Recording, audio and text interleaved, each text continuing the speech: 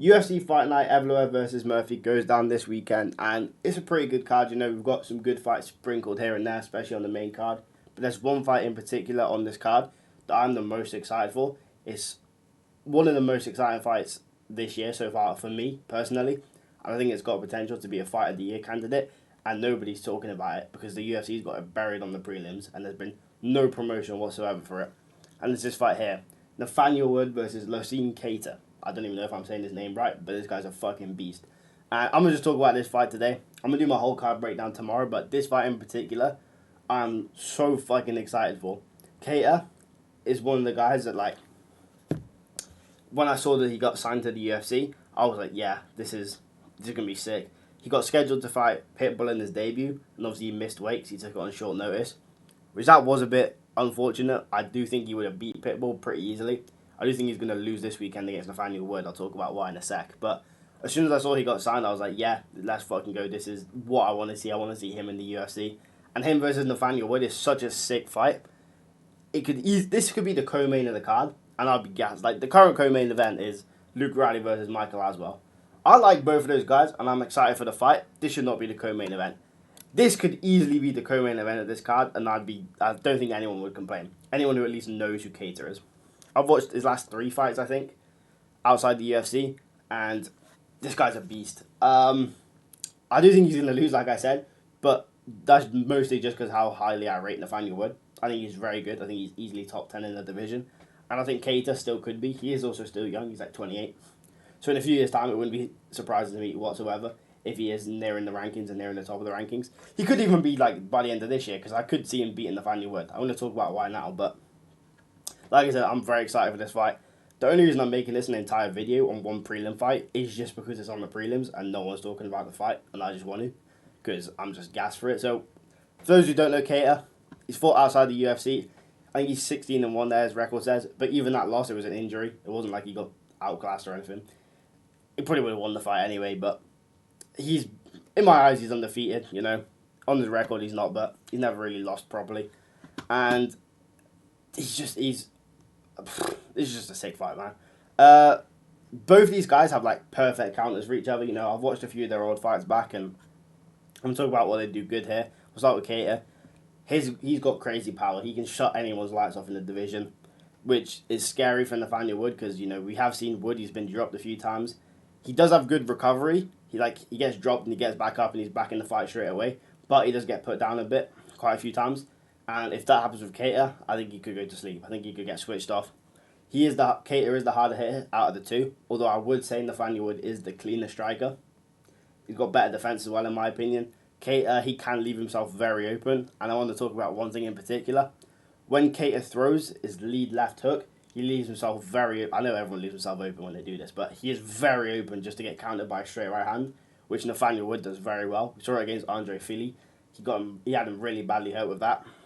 And I could see that happening this weekend. You know, I'm going to predict it. I think Nathaniel Wood's going to drop Cater just with a straight right hand after Cater leaves himself open, throwing the lead left hook, or just anything, a jab or anything. It happens a lot. He does have to fix it when he's going against Nathaniel Wood, because like I said, Wood's got a very clean 1-2. But on the opposite side, that's a counter that Wood has. That's something that Cater needs to improve on in this fight, or he's going to be in trouble. For Nathaniel Wood, such a big part of his game is his leg kicks. We've seen it in every fight. I can't remember who he fought. I think it was like Charles Rosa or something like that. He just won the fight with leg kicks. He just beat the shit out of him. It was low kicks, his calf kicks. Like, those are his main weapon in this fight. But Cater, you'll see every time someone goes to throw a leg kick against him, he'll catch it or at least try to catch it. And it does put guys off from throwing the leg kicks against him. I'm not sure if it will put Nathaniel Wood off, just because we've not seen as much grappling from Cater as we have. Well, we've not seen crazy amounts of Wood, but out of the two, I feel like Wood's the better grappler, just from what I've seen. I could be wrong, obviously. We've also not seen Cater for over a year now. And like I said, he is 28, so he's going to be improving a lot in between each fights. But I do think that the Wood might get put off from throwing his leg kicks in this fight, just if Cater keeps catching them and putting them in bad positions from it.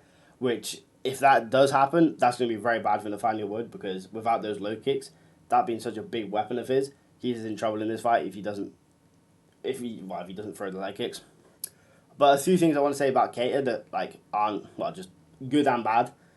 He doesn't throw in combination as much, which I think is going to be a problem for him in this fight. Nathaniel Wood, he's just very clean on the feet. He's got good counters. He can go first if he needs to. He's got solid defense.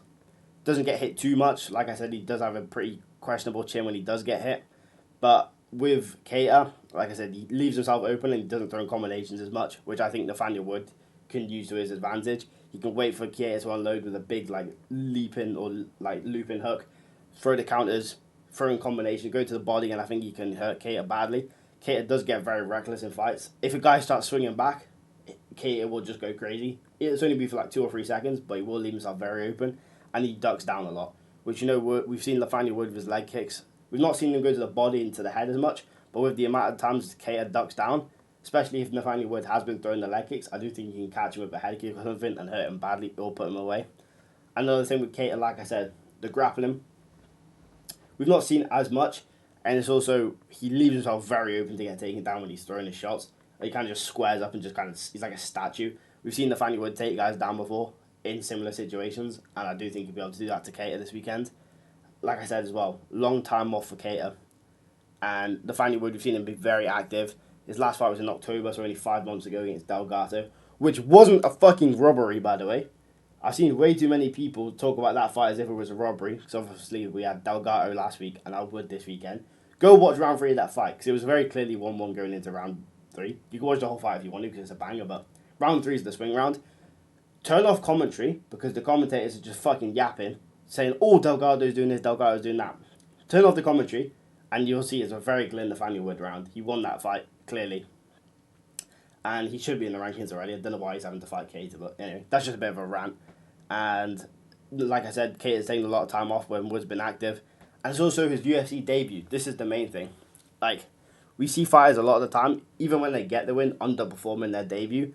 And if you're fighting Nathaniel Wood, you cannot underperform. If Keita's not at his best this weekend, but this is the same for both guys, but Nathaniel Wood, I can trust him to be at his best. He's been in multiple times before, big fights in the UFC, fought in front of the big crowds of the UFC. It's not his debut. Whereas for Keita, this is going to be the craziest crowd he's ever fought of, potentially.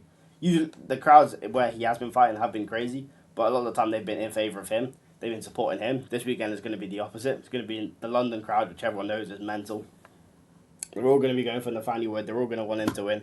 And in his UFC debut for Keita, I do think we could see him underperform. We do see guys not fight as well as they should. Even this weekend, like Manuel Souza, he won. He didn't look as good as he has in the past. And that was his UFC debut, and that was in the Apex. A lot of the time we see guys underperform, and I do think that's a real possibility here for Lowe's and Keita, which would be a big issue. And I just think, and like I said, he's unproven against UFC level competition. We've seen Nathaniel Wood fight some good guys in the UFC outside the rankings. We saw him fight Delgado in his last fight, like I said. Andre Philly, he's fought him before.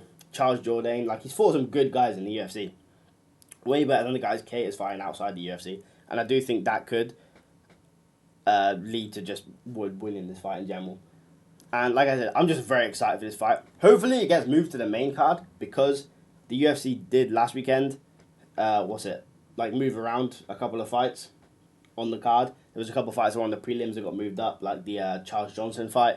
So I do hope they do that this weekend, because, no disrespect to these guys, but I'd much rather see Wood on the main card than Curtis Campbell, Austin Lane on the main card. I know why they're doing it, because there could be something there, and he's going to get a first round knockout most likely in this fight, so I get why they're doing it. Luke Riley versus Aswell. Really? That over this? It is some weird match. Well, it is weird matchmaking as well, but it is also weird, fucking bout order. So I do hope they change it around. That's literally the only reason I made a video for this fight. I forgot. Nathaniel Wood's one of my favourite fighters, and Keita was one of my favourite fighters outside the UFC. And now, I forgot that they were fighting, because it's not on the main card. And there's been no promotion for it whatsoever. So hopefully the UFC fucking fixes up this issue that they have, with where they never promote fights. And they actually start promoting these fights and putting these fights like this on the main card where they should be. But yeah, I just wanted to talk about this fight for a bit. Like I said, I'm going to go in Nathaniel Wood. I'm going to pick either a second round knockout or a decision. I do think, I'll give another prediction. I think both guys are going to either get hurt badly or dropped. Nathaniel Wood probably will get dropped in the first round, and I think Keita will probably get dropped later on into the fight or put away. We see that a lot of time with Nathaniel Wood. He got dropped by Philly and then hurt Philly bad 2 minutes later. He got dropped by Delgado, dropped Delgado a minute later. He does get hurt a lot, but then he comes back and hurts these other guys. And like I said, this is just a sick matchup. I could talk about this fight for like an hour. I'm not going to, but they have so many counters for each other, more than what I normally see in a fight. Like they got, like, I haven't done any watched any fight backs for this one yet, but they have so many counters for each other, which other fights there's usually not as many. And like I said, I'm just really excited. I'll make a whole card breakdown tomorrow, or now, I don't know. I'll post it tomorrow. I'll give them my whole predictions. I'm excited for this card. I know a lot of people are saying it's a bad card. I don't think it's a bad card. I think it's just bad bout order. Like, obviously, sick main event. It should be, this is the main event. This is the co-main event, Nathaniel Wood versus Cater. Or you could do MVP in the co-main event and then Wood versus Cater in the feature fight. I think that would probably be better. So it should be main event, co-main event. Then the Wood fight is the feature fight. And then after that, it doesn't really matter. I'd rather see Mason Jones on the main card. And obviously this is going to be on the main card. And then you can just throw whichever one you want. Probably the Luke Riley fight. But yeah, that's my breakdown for this fight. I might do more like individual fight breakdowns like this in the future. I'm not sure yet. Maybe just for main events or just other big fights. I'll probably do it. Maybe I'll do one for every title fight. We'll see how that goes. But yeah. Oh yeah, I've got Pinto's fighting as well. Like, this is a pretty solid card. A couple of women's MMA fights to open up the card. Love to see that. But yeah, let me know who you think is going to win in the comments. Let me know who you think is going to win in the main event. Because obviously this is a sick fight as well. Right now I'm not going to lie, I'm leaning Murphy. I might be English biased, but I was originally leaning Movzar. Now I'm leaning kind of Lerone. There's a lot of like things outside of the fight itself that's making me lean towards him as well. I'll go through that tomorrow. But yeah, make sure you subscribe. Go follow my TikTok and my Twitter. My TikTok just got taken down just before I started recording this, which is kind of pissing me off because I put 5 seconds of a Kevin Vallejo's fight in there. But whatever. Make sure you subscribe. Let me know who you think is going to win this fight in the comments. And yeah, thank you for watching.